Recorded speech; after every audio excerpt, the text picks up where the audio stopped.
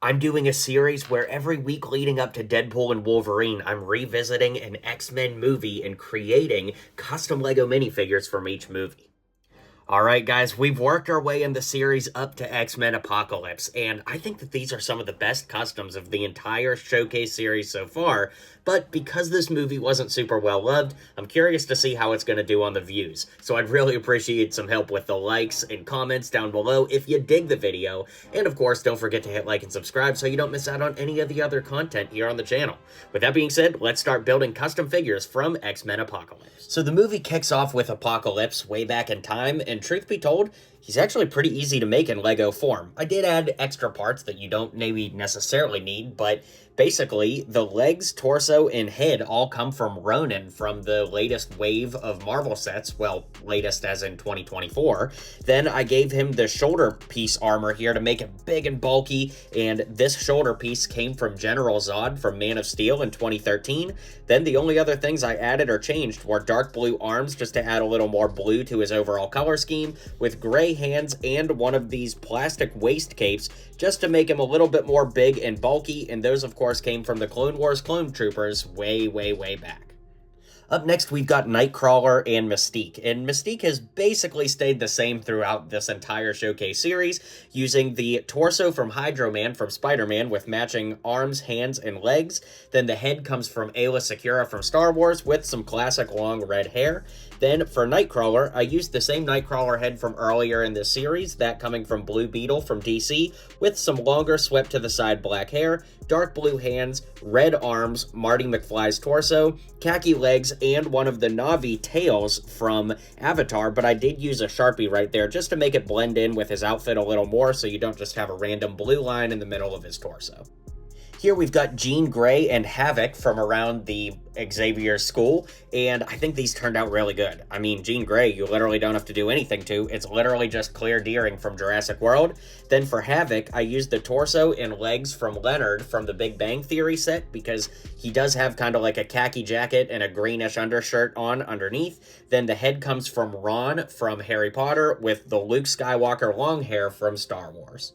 For the big climactic battle at the end of the movie, Professor X has just like a purple long sleeve shirt on, which I thought was kind of random, so I just used a purple torso with this kind of generic head. They've been using it on Hawkeye lately in Marvel, but, you know, it's just kind of a generic head there. Then, of course, gray legs and the wheelchair piece from Lego City.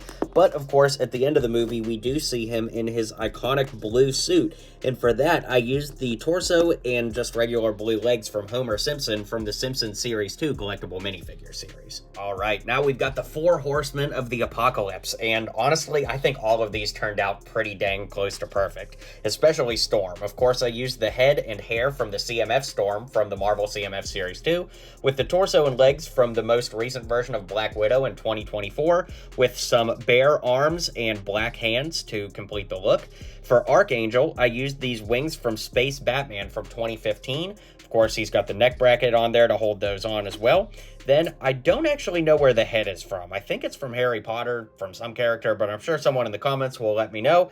Then, I used some piled high blonde hair there, with a flipped around torso and legs from Cyberman from Doctor Who from Lego Dimensions. For Magneto, we've got a lot of pieces going on here. The head underneath comes from Sam Flynn from the Tron Legacy set. Then, of course, we've got the Magneto helmet, which came on Magneto many moons ago.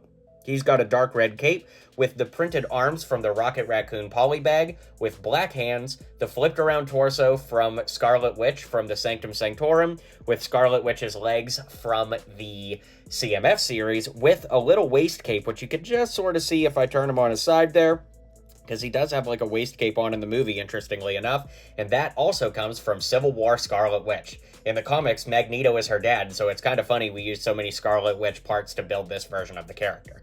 Finally, we've got Psylocke, who, for lack of a better term, her suit does not leave much to the imagination, right? So Lego doesn't make parts like that, understandably. And so what I used here are the legs from Raven from Teen Titans Go.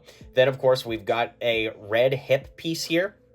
Then for Psylocke, her costume is made up of pieces that LEGO are absolutely never going to make, so to get as close as we can, I used the legs from Raven from the Teen Titans Go set. I know I'm not the first person to use that for Psylocke, but they work pretty well here with the black and purple color scheme.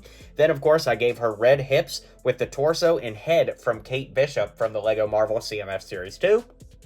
She's got bare arms with black hands, although there's a Bellatrix minifigure from Harry Potter in the, Great Duel set. It's like $80 right now. You could buy it from LEGO. I don't have it, but they have dual molded arms that have black on the bottom and tan on top. That would have been perfect, but once again, sadly, I don't have it. Finally, to add some purple to her hair, I used the hair from Gamora from the LEGO Marvel CMF, but really every Gamora has had that hair, so any of them that you have will do the trick. Alright, up next we've got Quicksilver, who literally steals the show in this movie. He is absolutely so amazing.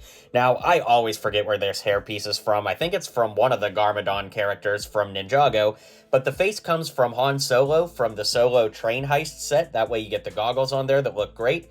And a follower over on Instagram named Lucas suggested that I use this torso from Zia Rodriguez from Jurassic World Dominion, which I think literally works perfect. And then, of course, black legs finish out the figure and make it not only one of my favorite figures I've made in a while, but also, I think, one of the most accurate of this showcase. Up next, we've got William Stryker and Weapon X. I completely forgot that Wolverine was in this movie, so when we got to that scene, when rewatching it, my mind was blown. Oh my god, that was awesome. Okay, William Stryker uses a flipped-around Imperial torso with the arms, hands, and legs from Batman. Probably put too much work into William Stryker for who he is in the movie, but I do think it turned out good. The head is Bruce Wayne or Shang-Chi, and then the hair, he kind of has like a fade haircut, and this is something that I made for Hawkeye back in Endgame where I just used wire clippers to cut the sides off, and I think it works pretty good here. For Wolverine, I used some swept-back black hair with the angry Wolverine face, the torso from Beach Batman, the arms from Caveman Batman, Wolverine claws, a brown belt to show he's in Weapon X mode, and these dual-molded legs with black on top and tan on bottom from the Rubber Ducky Batman from the LEGO Batman movie, but I did have to use a little bit of nail polish remover to get the Bat logo off of his surf shorts there, but I do think it looks pretty good in the end. And finally, we've got our X-Men in their final battle suits. Now, I'm fortunate enough to own multiple copies of Crossbones. If we flip it around, you'll see Crossbones from the Captain America Civil War set. Come to think of it, the fact that he has an X on his torso really wouldn't be the end of the world to use for the front. But regardless, this version does look a lot more accurate for what we see in the movie.